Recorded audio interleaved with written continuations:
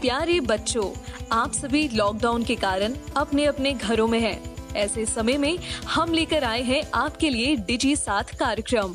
इसके माध्यम से आप प्रत्येक दिन सोमवार से शुक्रवार तक पूर्वाह्न 10 से 12 तथा अपराह्न 1 से 2 बजे तक अपने अपने कक्षाओं के अनुरूप कार्यक्रम देख सकेंगे। स्कूली शिक्षा एवं साक्षरता विभाग, झारखंड। नमस्ते दोस्तों, आप सबका झारखंड सरकार के डिजी साथ प्रोग्राम में स्वागत है। आइए देखते हैं कि आज हम क्या पढ़ेंगे। हम एपिसोड की शुरुआत कक्षा 12 के मैथ्स के चैप्टर सांतत्य तथा अवकलनीयता के 5वें भाग से करेंगे और उसके बाद उस पर आधारित हम प्रश्नों को भी करेंगे। इसके बाद हम कक्षा 12 में ही फिजिक्स के चैप्टर विद्युत धारा के तीसरे भाग को समझेंगे और उस पर आधारित हम प्रश्नों को भी करेंगे। तो आइए शुरू करते हैं हम अपना प्रोग्राम डिजी साथ। अब पढ़ाई नहीं रुकेगी।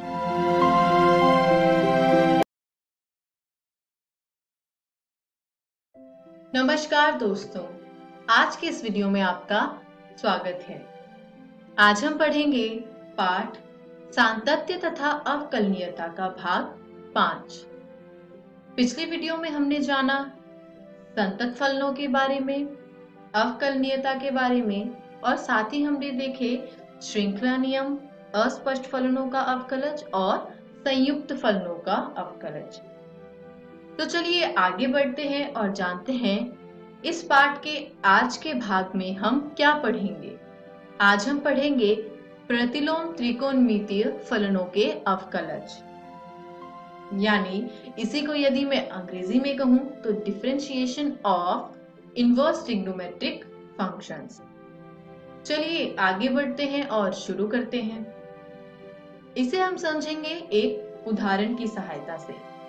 कहा गया है f of x बराबर साइन इनवर्स x का अवकलज ज्ञात कीजिए और यह मान लीजिए कि इसका अस्तित्व है।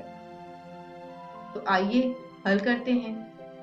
मान लीजिए कि y बराबर है fx के, जो कि बराबर है साइन इनवर्स x के, यानी साइन x के प्रतिलोम के।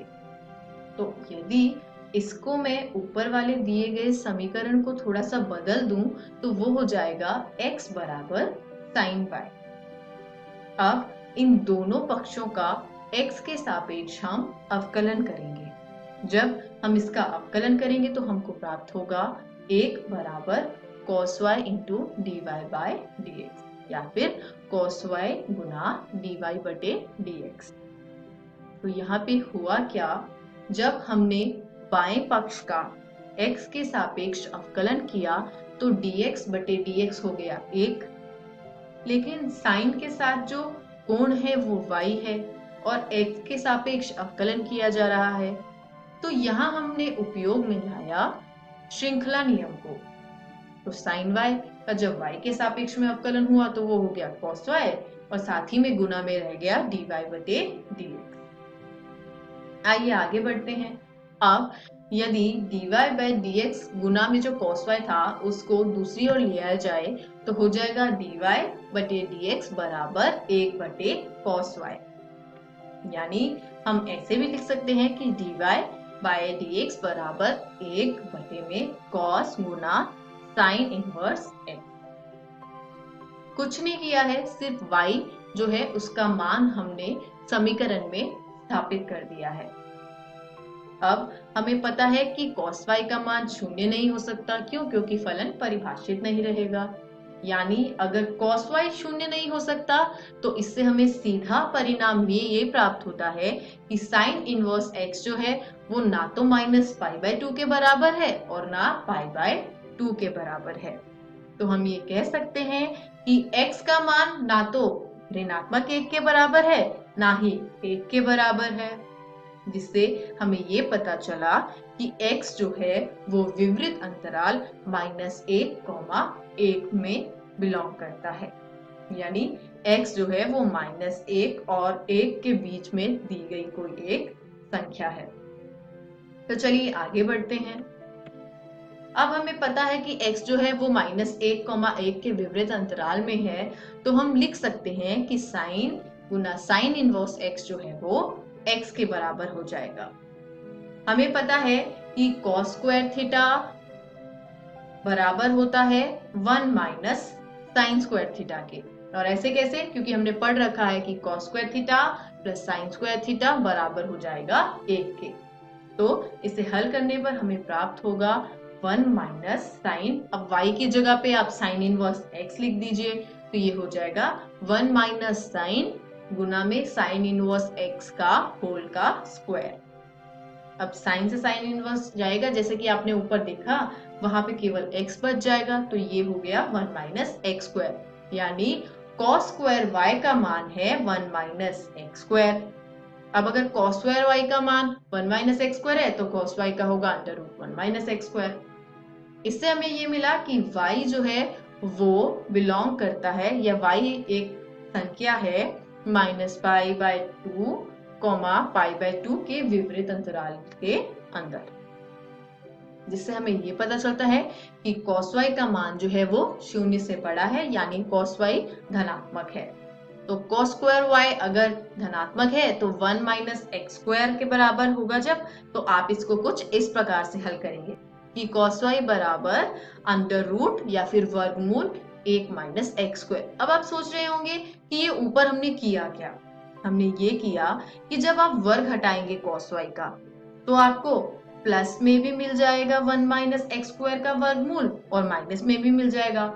लेकिन क्योंकि हमने ऊपर देखा है कि cos y जो है वो 0 से बड़ा है, तो इसलिए cos y बराबर होगा धनात्मक वर्गमूल 1 माइनस एक्स के वर्ग के। तो हम लिख सकते हैं कि dy/dx बराबर है 1/cos y बराबर 1/अंडर रूट में 1 माइनस एक्स स्क्वायर के। तो ये हमें हमारा हल प्राप्त हो गया। आगे बढ़ते हैं और एक और उदाहरण देखते हैं। अगला उदाहरण है कि f ऑफ x बराबर है tan इनवर्स x के, और इसका हमें अवकलज ज्ञात करना है, और यह मान लेना है कि इसका अस्तित्व है। अब मान लीजिए कि y बराबर है fx के और वो बराबर है tan इनवर्स x के, तो हम लिख सकते हैं कि x बराबर है tan y के। दोनों पक्षों का x के सापेक्ष अवकलन करने पर हमें प्राप्त होता है कि 1 बराबर हो जाएगा sec स्क्वायर y गुना dy/dx। अब ये हुआ कैसे? बाएं पक्ष में था x, उसका जब आप x के सापेक्ष अवकलन करेंगे तो आपको 1 प्राप्त होगा, और दाएं पक्ष में है tan y। अब क्योंकि y है x तो है नहीं, तो इसको अवकलज अगर आपको ज्ञात करना है तो आपको यहाँ पर श्रृंखला नियम का उपयोग करना होगा, जो कि हो जाएगा sec स्क्वायर y गुना dy/dx। अब हमें इससे प्राप्त हो गया कि dy/dx बराबर होता है 1/sec स्क्वायर y के। अब हमें पता है कि sec square theta minus tan square theta होता है 1 के बराबर, तो sec स्क्वायर थीटा की जगह हम लिख सकते हैं 1 प्लस tan स्क्वायर थीटा। लेकिन यहाँ पर थीटा की जगह y है, तो sec स्क्वायर y को हम लिख सकते हैं 1 प्लस tan स्क्वायर y। अब y हमारा क्या था? y बराबर fx बराबर tan इनवर्स x, तो y की जगह पर आप tan इनवर्स x डाल दीजिए और पूरे का वर्ग ले लीजिए, आपको मिल जाएगा 1/1 जमा x स्क्वायर। वो तो था tan इनवर्स x का अवकलज।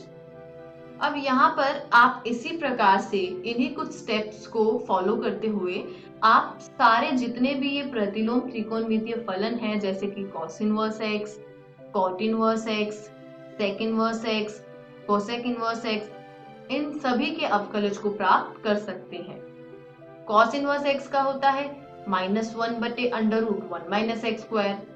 cot इनवर्स x का होता है -1/1 प्लस एक्स स्क्वायर।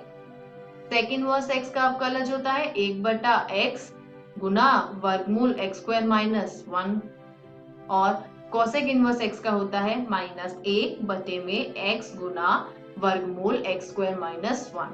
ये तो थे प्रतिलोम त्रिकोणमितीय फलन और उनके अवकलज। साथ ही में ये जो डोमेन ऑफ f डैश है, ये क्या है? ये होता है कि अवकलज के बाद जो आपको फलन प्राप्त हो रहा है उसका प्रांत क्या होता है। जैसे cos इनवर्स x का है -1,1, cot इनवर्स x का है r, sec इनवर्स x का है -∞, -1, यूनियन 1, इन्फिनिटी, ऐसे ही cosec इनवर्स x का। आज के इस वीडियो को हम यही समाप्त करते हैं। आशा करती हूँ आज का अध्याय आपको समझ आया होगा। तो चलिए एक बार संक्षेप में देखते हैं आज हमने क्या सीखा। आज हमने सीखा प्रतिलोम त्रिकोणमितीय फलनों के अवकलज किस प्रकार प्राप्त किए जाते हैं, जिसमें हमने दो उदाहरण किए, tan इनवर्स x का और sin इनवर्स x का। तो चलिए आगे बढ़ते हैं और देखते हैं अगली वीडियो में हम क्या पढ़ेंगे। अगली वीडियो में हम जानेंगे चरघातांकी एवं लघुगणकीय फलनों के बारे में। अब घर जाइए, प्रश्नावली 5.2 में जितने भी प्रश्न दिए गए हैं आप सबको हल कर सकते हैं। निरंतर अभ्यास करते रहिए। किसी भी प्रकार के संदेह एवं सहायता के लिए हम हमेशा उपलब्ध हैं। धन्यवाद।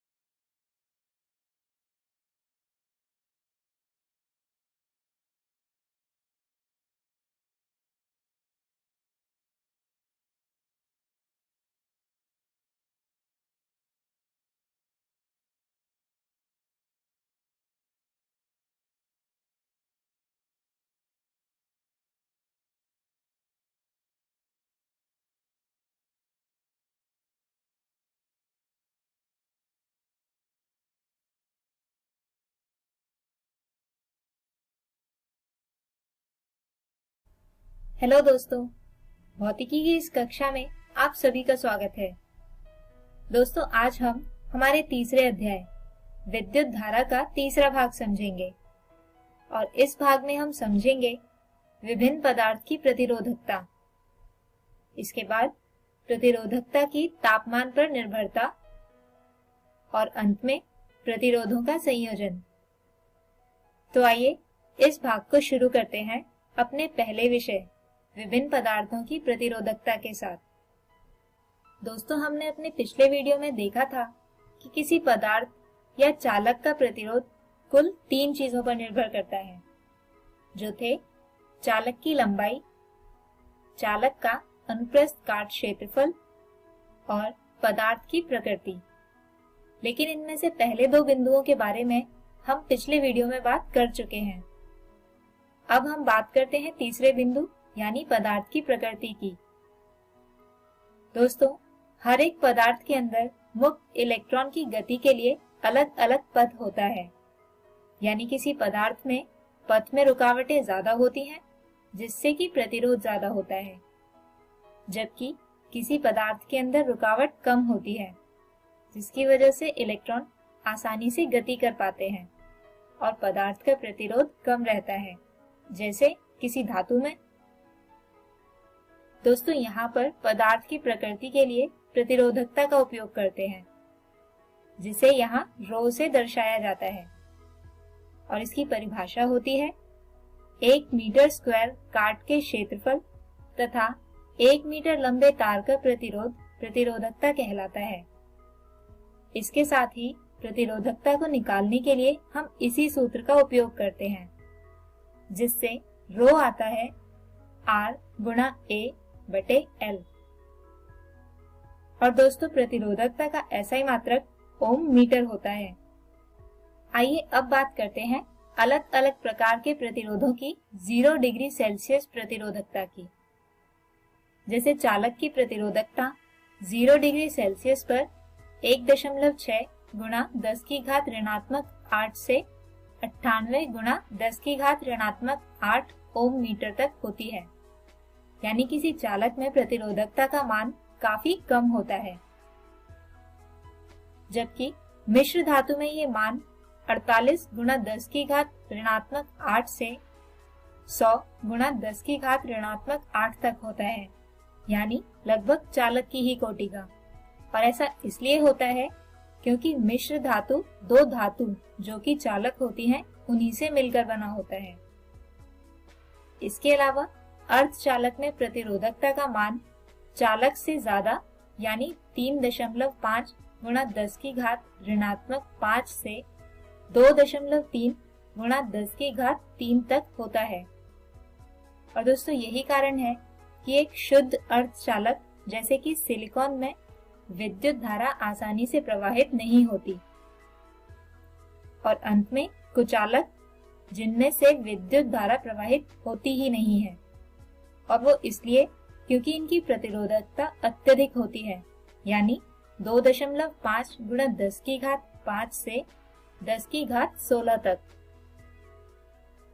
पदार्थ की प्रकृति के साथ साथ प्रतिरोधकता पदार्थ के ताप पर भी निर्भर करती है, जिसे इस समीकरण से दर्शाया जा सकता है। दोस्तों इस समीकरण के अनुसार किसी ताप T पर प्रतिरोधकता रो T बराबर होती है रो नॉट ब्रैकेट 1 जमा अल्फा ब्रैकेट T घटा T नॉट के। यहाँ पर रो T ताप पर पदार्थ की प्रतिरोधकता है, जबकि रो नॉट 0 डिग्री सेल्सियस पर पदार्थ की प्रतिरोधकता है। दोस्तों अल्फा को कहा जाता है प्रतिरोध का तापमान गुणांक, और T होता है वह तापमान जिस पर प्रतिरोधकता को मापना है, और अंत में T नॉट 0 डिग्री सेल्सियस होता है। इसके अलावा विश्रांति काल टाउ के संदर्भ में पदार्थ की प्रतिरोधकता को लिखा जाता है रो बराबर m बटे n e की घात 2 टाउ। तो दोस्तों अगर हम ऊपर वाली समीकरण से 3 अलग अलग पदार्थ जैसे कि सोना, तांबा और चांदी के लिए ग्राफ बनाएं तो वो कुछ इस तरह से आएंगे। दोस्तों ये तीनों ही धातु यानी चालक हैं, हाँ बस इनकी प्रतिरोधकता अलग अलग होती है। जैसे कि सबसे कम प्रतिरोधकता है Ag यानी चांदी की, जबकि सबसे ज्यादा प्रतिरोधकता है सोने की। अब अगर हम 3 अलग अलग प्रकार के पदार्थ यानी चालक, अर्धचालक और कुचालक के लिए ग्राफ बनाएं तो वो कुछ इस तरह से होंगे। जैसे कि सबसे पहले किसी चालक के ग्राफ की प्रकृति अगर हम देखें तो वह कुछ इस तरह से होगी। अब अगर मिश्र धातु के लिए देखें तो मिश्र धातु के लिए ग्राफ की प्रकृति रेखीय होगी कुछ इस तरह से। और अंत में अर्धचालक की अगर बात करें तो अर्धचालक के लिए ग्राफ कुछ इस तरह की प्रकृति का होगा, यानी जैसे जैसे ताप का मान बढ़ेगा वैसे वैसे पदार्थ की प्रतिरोधकता घटती जाएगी। आइए अब बात करते हैं प्रतिरोधों के संयोजन की। दोस्तों किसी परिपथ में किन्हीं 2 या 2 से अधिक प्रतिरोधों को मुख्यतः 2 तरह से जोड़ा जाता है। पहला संयोजन कहा जाता है श्रेणी क्रम संयोजन, जबकि दूसरा संयोजन कहलाता है समांतर क्रम या पार्श्व क्रम संयोजन। तो आइए अब सबसे पहले समझते हैं श्रेणी क्रम संयोजन को। दोस्तों इस तरह के संयोजन में प्रतिरोध एक दूसरे से एक के बाद एक सिरे से जुड़े होते हैं। अब जैसे यहाँ इस चित्र में दिखाया गया है कि R2 प्रतिरोध R1 प्रतिरोध के एक सिरे से जुड़ा है, जबकि R3 प्रतिरोध R2 के दूसरे सिरे से जुड़ा है। अब मान लीजिए कि इस पूरे परिपथ में बैटरी I धारा प्रवाहित करती है, तो इन तीनों ही प्रतिरोधों में से प्रवाहित होने वाली धारा समान यानी I ही होगी। यानी सभी प्रतिरोधों के माध्यम से प्रवाहित होने वाली विद्युत धारा समान होती है। इसके साथ साथ परिपथ का कुल प्रतिरोध सेल के आंतरिक प्रतिरोध सहित व्यक्तिगत प्रतिरोधों के योग के बराबर होता है। और अंत में किसी भी प्रतिरोधक में विभवांतर इसके प्रतिरोध के समानुपाती होता है। अब दोस्तों, यहाँ पर इस पूरे परिपथ के लिए अगर हम देखें तो कुल प्रतिरोध RS होगा R1 जमा R2 जमा R3। तो अब बारी आती है दूसरे संयोजन यानी समांतर क्रम संयोजन की। इस तरह की संयोजन में सभी प्रतिरोधों के टर्मिनल एक दूसरे से किसी समान बिंदु पर जुड़े होते हैं। अब जैसे यहाँ इस चित्र में आप देख सकते हैं कि तीनों प्रतिरोध R1, R2 और R3 के टर्मिनल एक दूसरे से एक ही बिंदु पर जुड़े हुए हैं।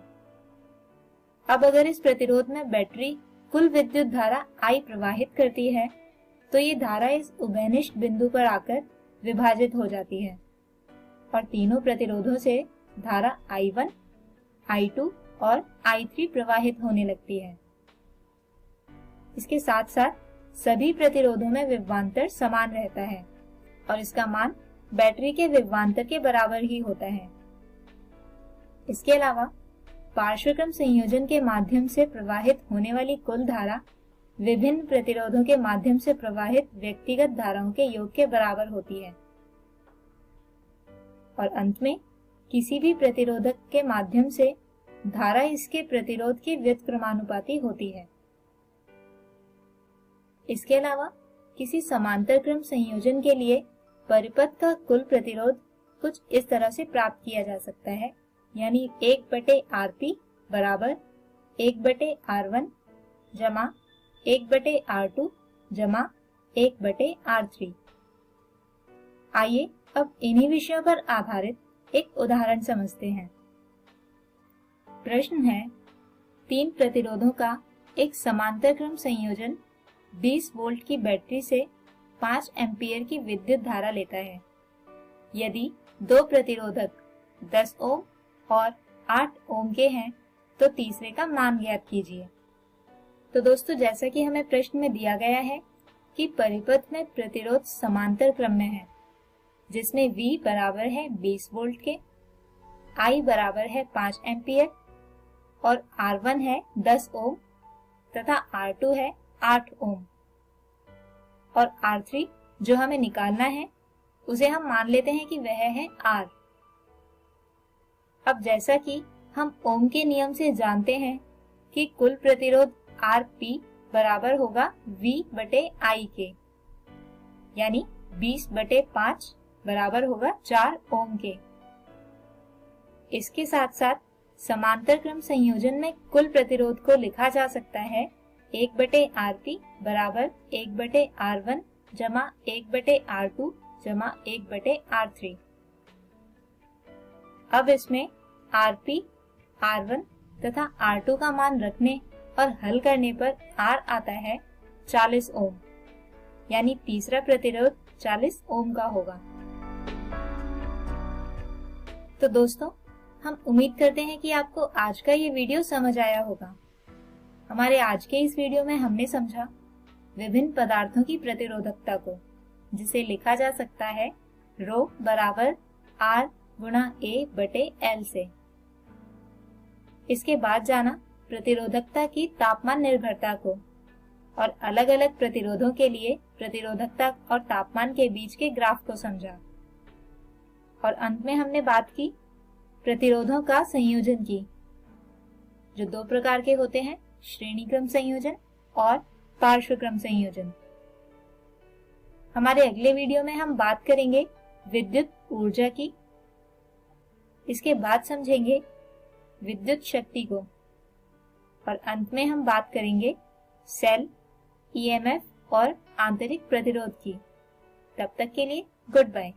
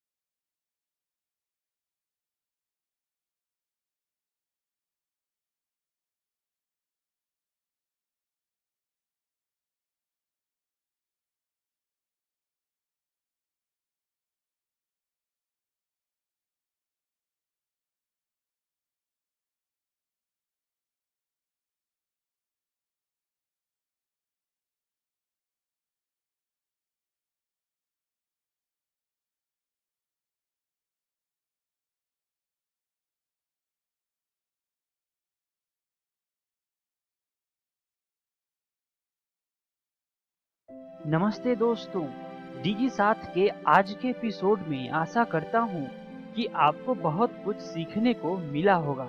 आइए देखते हैं कि आज हमने क्या क्या पढ़ा।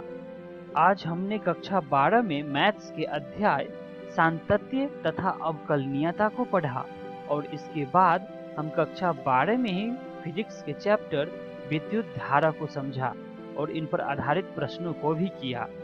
एक जरूरी सूचना, इस एपिसोड को जो हमने अभी देखा इसका पुनः प्रसारण YouTube पे किया जाएगा इकोवेशन के चैनल पे ठीक 3 बजे से। तो यदि आप अपने दोस्तों के साथ भी एपिसोड शेयर करना चाहते हैं या पुनः देखना चाहते हैं तो YouTube पर डीजी साथ इकोवेशन सर्च करें और आप इस वीडियो तक पहुंच जाएंगे। धन्यवाद दोस्तों।